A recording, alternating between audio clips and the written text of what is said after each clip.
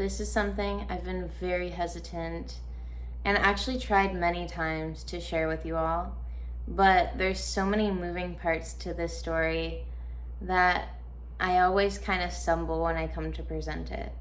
So this might be a little long, but what I'm gonna do is give you the Coles Notes right now, and then after I'm gonna make a series of videos going deeper on each topic that I think can really help you guys out if you're in a similar situation.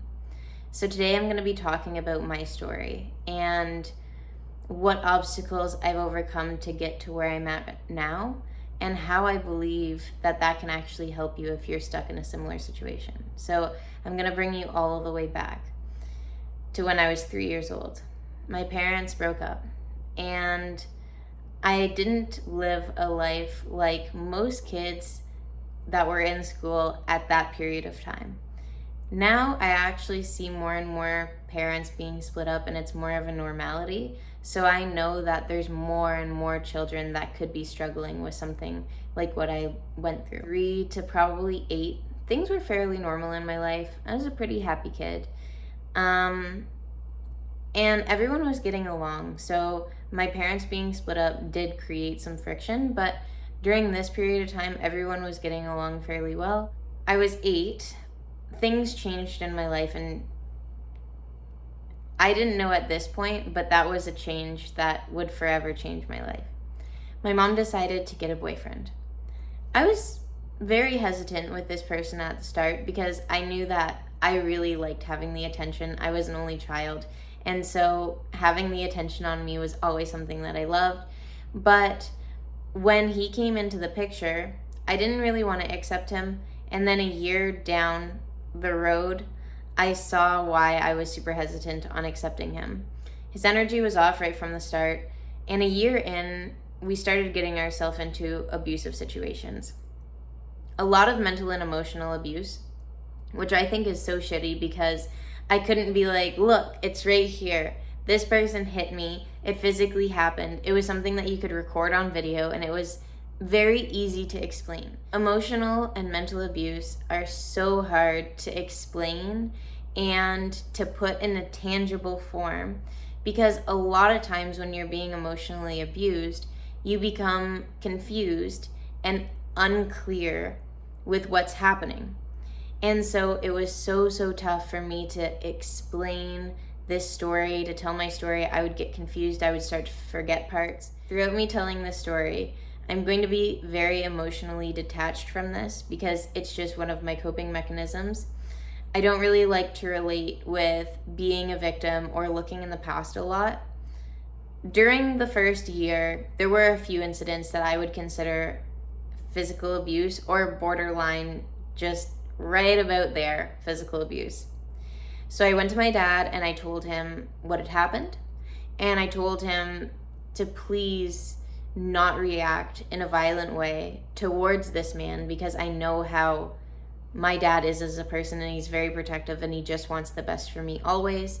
And so I didn't want him to lash out at this person.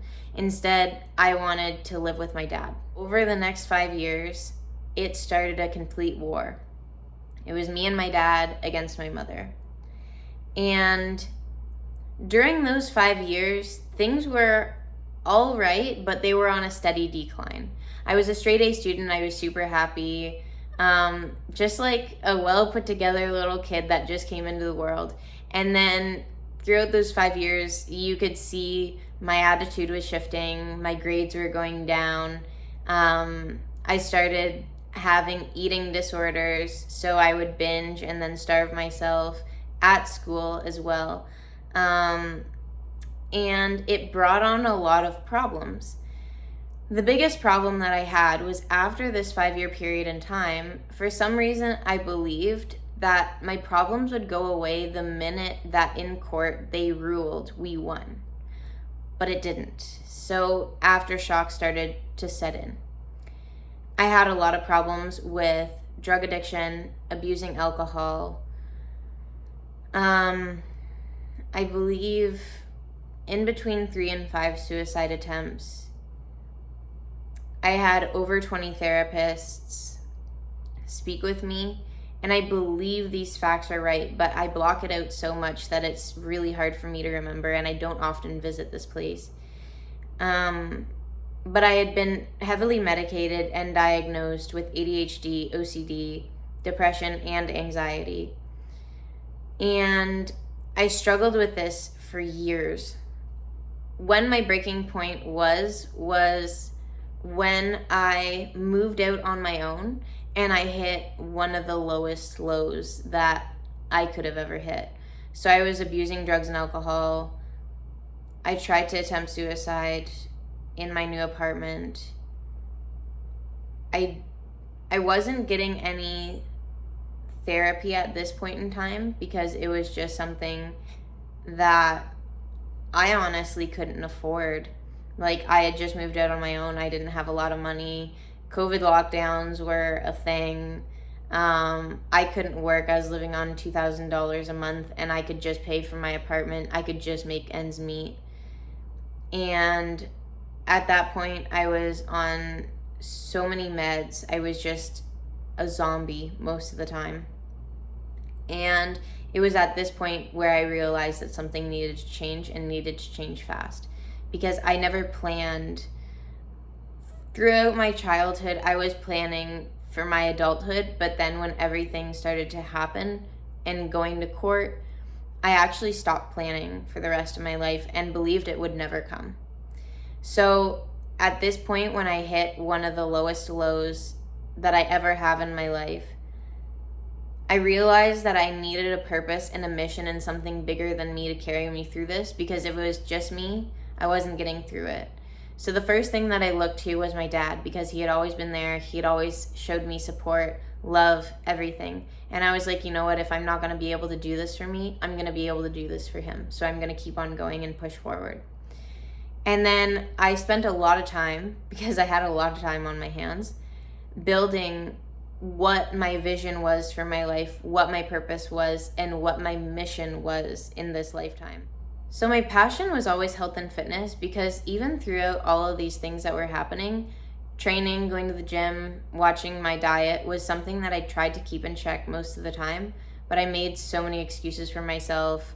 I fell short on so many of my goals and whatever, because I was such in a victim mindset that when you're a child, you can't see your way out of. You can't see that you're sitting there being like, oh, poor me, sitting in your own shit, and if you just get up and like clean yourself off, you'd be good.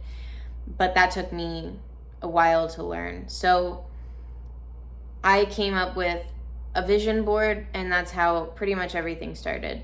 I wanted to be a coach, I wanted to own my own business, and I wanted to help people transform their lives and get rid of the baggage that I had and was still hanging on to, but I knew that this was the way out. So I wanted to help other people, and I wanted to let that be my purpose to continue on my own journey. And so I started studying people that were great in the industries that I really admired. So bodybuilding, I started studying these people. That really, really drew my attention was business and sales. So when I started studying these people, I very quickly realized that I needed to start building a ton of skills and become someone completely different from who I was at that period in time. I had ADHD so bad that I couldn't even get through one sentence in a book without forgetting what it said at the start of the sentence. And I was studying these people through audiobooks because I just couldn't pay attention to a physical book. And it said that readers are always leaders, and that they would read like 50 to 100 books a year. And I just needed to get to that point. And so I just dug in and started working where I was at.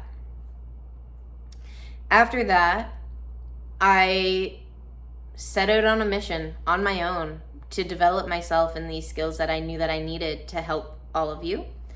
And I traveled across the country. I live in Canada, and I'm from the East Coast, so I went all the way to the West Coast and back, and I spent 2 years, going on 3 years, traveling, going from city to city, meeting thousands and thousands of people, talking to them, building relationships with them, and doing door-to-door sales, which through the studies that I did, I learned that a lot of very successful people did door-to-door sales, and they also spent a lot of time building themselves and the network that they had. So I decided to do exactly that. So my why over the years has developed into something much larger than me. I don't even think about working on my goals as a regular thought anymore. It's just a way that I live now, and it's become my purpose and mission here, to help other people and to continue to better myself. That way, all of the obstacles that I've got to overcome to get to the next level is something that I need in my arsenal of tools to be able to help all of you, because I know that problems are not unique. Everyone has the same problem at some point or another. So, for instance, one that's super common, you're heartbroken and you just went through a breakup. Okay, the aspects of your breakup might be unique. The person that you were with, yeah, it was only you and them that one point in time. But the problem itself is not a unique problem. Everyone goes through a breakup and everyone experiences heartbreak. A lot of people have problems with mental health issues. A lot of people have problems with their weight, with their self-confidence, with their image, etc. A lot of people have problems building habits.